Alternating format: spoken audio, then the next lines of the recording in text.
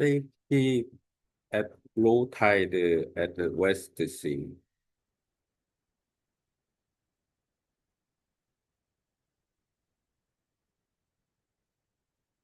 Safety and maintaining the gear, especially inflatable board, is very important at the west seaside because of tide.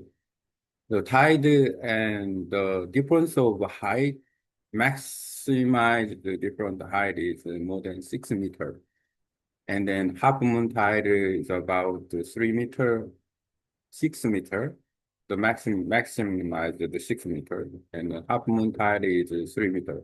Then in 3 to about 7 meter will be maximum from half moon to full moon, half moon to crescent, and the no moon tide.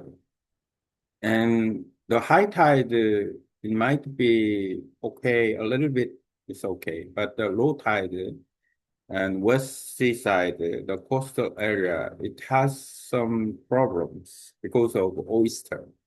The sharp oyster shell is very dangerous when paddling, but uh, local people know about the danger of oyster shell because oyster shells as sharp as a knife, as a razor knife, and then very, very dangerous. If we touch the oyster and then the getting cut, and or we put on the rock barefoot, and then we will be getting cut. I've been so many times someone who got a hurt when on the low tide in a rock and both over oyster shells. And then today I fixed my inflatable board because the damage from, I think the damage from oyster shells, and I can guess because it scratched and the bottom inflatable board. Then what makes the scratch on the bottom of inflatable board, I make sure it's an oyster shell. Yes, oyster shell. Someone who users and then someone who the paddlers and rent my inflatable board at my shop, and they enjoyed the paddleboarding in low tide. But I think they didn't know about the danger of the oyster shells danger. So, and then paddle low tide, and they paddle near to the beach side, and then I don't know uh, how they approach the bottom of the rock on the board, and then it might be, yeah, danger. So mostly the one more danger is if the they got they got damage of inflatable board, they got damage of the inflatable board. They didn't know about the damage. It's also problem.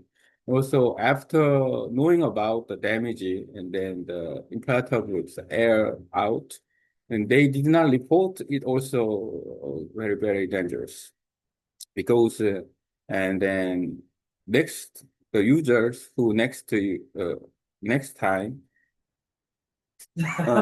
겨울이네, 겨울. what wrong? Who use the inflatable board, and then it also very dangerous about the inflatable board, the damage from the oyster shell. Okay, the now I check out with this contents with AI.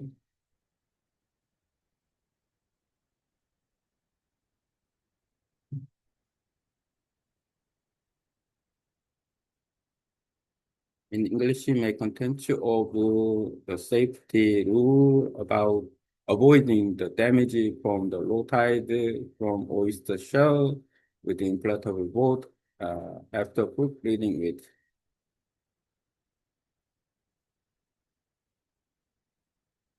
We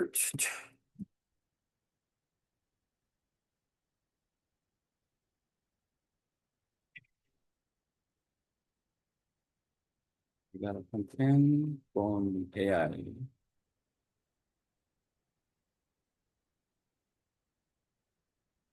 Much more than what I'm talking. Translate into Korean and Vietnamese above.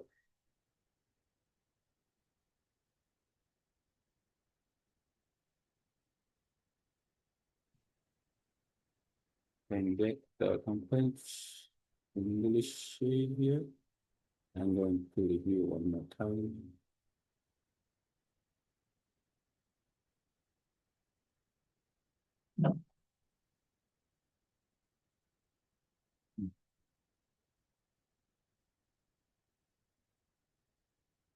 Safety guide avoiding oyster shell damage during low tide with inflatable board. Inflatable board. Understanding the low tide condition in the west seaside. The west coast area experience extreme tidal difference, sometimes up to 6 meters or more. During full moon, the tidal range reaches maximum around 6 meters. During half moon, the range is about 3 meters. Between half moon and full moon, the tide can change rapidly, making the low tide very shallow and exposing the oyster-covered seabed. Because of this, when paddling or operating inflatable board and paddleboard at low tide, you must be especially careful. A hidden danger, sharp oyster shell at low tide seabed near the coast often has oyster shell attached to rocks. And these shells are as sharp as a knife, and they can easily cut through inflatable material or even injure bare feet.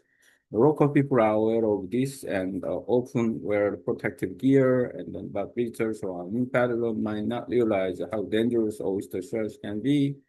Common accidents and example. Many implantable boards and boats get stretched or punctured by oyster shells during low tide landings. Some paddlers have also injured their feet or legs while walking near the oyster bed without shoes. Even after cleaning the boat, a small cut or leak may appear later due to hidden scratches.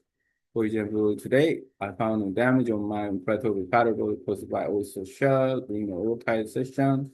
The scratch wasn't visible at first, but later caused air leakage. Maintenance and inspection. After every low tide activity, always rinse your paddle board and board with clean water to remove salt and sand. Inspect the bottom carefully for small scratches or cuts. Apply repair patches immediately if damage is found. Check air pressure before the next use.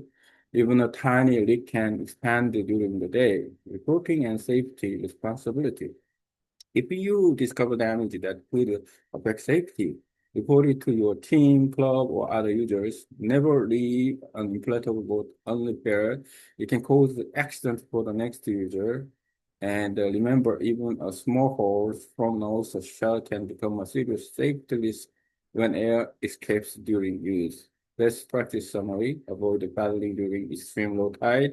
Never walk barefoot near oyster bed. Carry repair tools and patches and clean is inspect gear after every session and inform others about any safety hazard or damage. In conclusion, safety at low tide is not only about balance and navigation, it's also about understanding the local environment. On the west coast, where the tidal difference is large and oyster shell are common, maintenance, awareness, and communication are the keys to safe and enjoyable paddling.